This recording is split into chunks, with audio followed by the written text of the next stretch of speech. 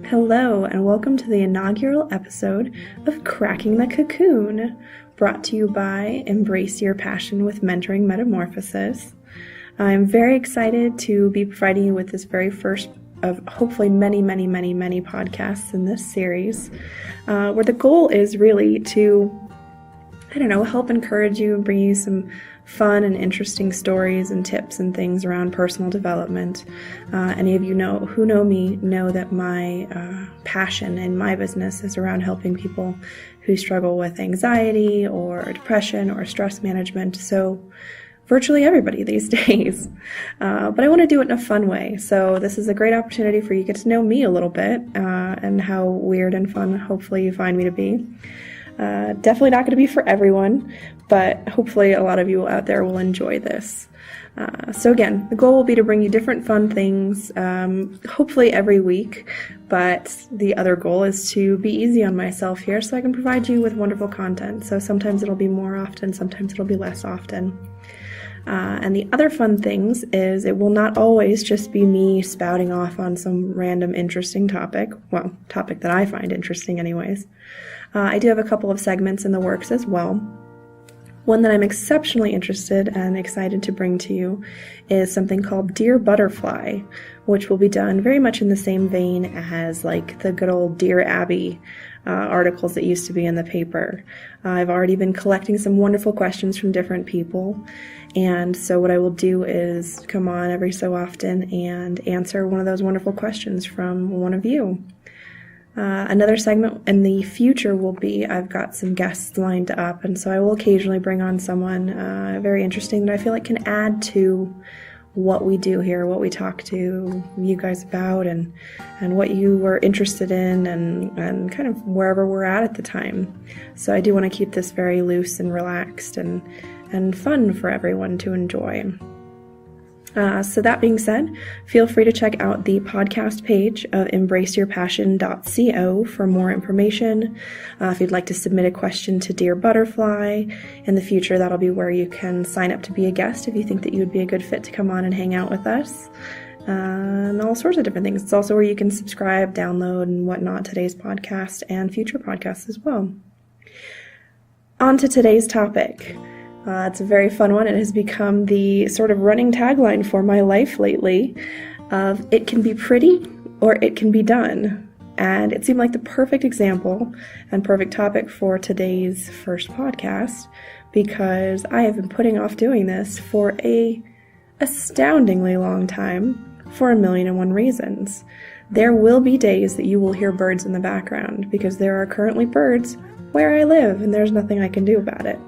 There are days like today where you will hear doors closing and possibly the quiet voices of other people talking, because days like today I'm recording in the library where it's as quiet as I can really manage at this time. And hopefully at some point in the future you will find blissful silence in the background behind me, aside from the music that I add in afterwards, of course, because I will eventually get things to be where I would like them to be. But how much can you absolutely relate to that, right? We all have little fidgety things that we would like to do to get things to be exactly just so before we take that next step. For months now, I've been planning ahead of, okay, well, which sort of podcast system do I want to upload these to? And, I've got to make sure that I have the right website page set up. And I bought a lovely microphone, and I recently bought a perfect mic stand for it, only to find out that they're not compatible with my computer system at this time. So I'm using my regular voice recorder for this today. Being flexible, being adaptable, that's what we as human beings kind of have to rely on and be able to manage in order to get through life. And I'm constantly reminding my clients that they don't have to be perfect, they just have to be who they are. And in the words of my wonderful favorite Alice in Wonderland, I give myself such great advice, but I very seldom follow it. And so I'm working on that. And you all get to go along with the process, right? That'll be fun, hopefully. But it can be pretty or it can be done, right? It came up for the very first time a few weeks ago when I was working on a little dollhouse project with my mother-in-law. And it was one of those, micro doll houses. We didn't realize how small it was when she ordered it. And I was putting together a tiny couch, which, believe it or not, they gave you the fabric for, and they give you all these tiny little pieces of wood and tiny little pieces of cotton batting and all sorts of interesting little things, and you're supposed to put it together with tacky glue. And at this point, I'd put together the majority of the furniture for the house, and it had all been going really well. But for some reason, the fabric that they had provided for this adorable little sectional couch did not stick, which seemed like an oversight on their end to use something that would not, that would repel the glue and would repel everything. So I was getting really frustrated that it was not turning out quite the way that I hoped. And just in teasing and joking and keeping spirits up as we got frustrated with this, the words came out of my mouth of like, well, it can be pretty or it can be done. At some point, I just sort of started pinching it together in different ways and kind of set the instructions aside and made it work. And at the end of the day, when it was done and it went in the house with everything else, it actually looked surprisingly well done. It looked, the little edges that weren't quite right and the other things looked like they were all done on purpose, and it looked beautiful. And so that has been sort of a theme in my head lately, and it's come up many times that it can be pretty or it can be done. And it was my motivation for finally going ahead and putting out this podcast this week of, yes, there will be noise in the background that I would rather there not be, but it can be pretty or it can be done. And I'd like to believe that the messages and the information and the fun that I'll be bringing you will outweigh any background noise, right? The other interesting thing that came up on this topic for me recently is I was watching a video by Mel Robbins being interviewed on, I believe it was Absolute Motivation, but I'll put a link in the description below for you, talking about her 5-second rule and how, in her words, motivation as a whole is crap. It's something that it doesn't exist, that we sit around and we wait for motivation, and it tends not to come because really, as human beings, our brain is meant to protect us from things that are new, from things that are scary. And so when we hesitate on something because it's new, we leave plenty of space in there for our brain to come up with 1,000,001 reasons why maybe not today, maybe not at all, right? And so she has the wonderful 5-second rule thing where she stops and she counts backwards from 5 down to 1, just like it's a NASA rocket launch, and launches herself out of bed in the morning instead of hitting the snooze button, or launches herself into the very next task. It's something I just started playing with a few days ago, and it's been kind of fun.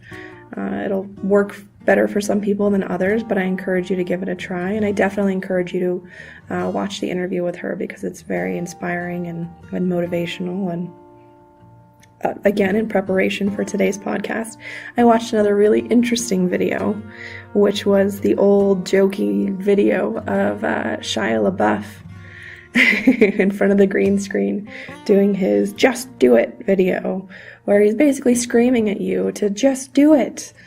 That yesterday you said tomorrow, and just do it. Don't let your dreams be dreams, right? And wow, hilarious, and it's been spoofed into 1,000,001 different things, and I can let you go down that YouTube rabbit hole all on your own. There's some truth there, that quite often we find something so appealing, and we find ourselves so motivated and interested in planning ahead for something, right? Sometimes we'll do the legwork, sometimes we'll do the research, but sometimes we'll be digging ourselves into a hole there as well and doing the research of trying to find 1,000,001 reasons why we shouldn't do something. And an interesting thing about that is the last few months as I've been preparing to start up this podcast, I've researched where to post it. And I've researched kind of the technical aspects, what a good time length is. I'm going to try and keep all of these to around 15 or 20 minutes because I know that's about the attention span that I usually have for a podcast. Granted, when we have guests, I'm sure it'll be twice that just for the sake of having plenty of time for conversation. But learning those little aspects there was important to me.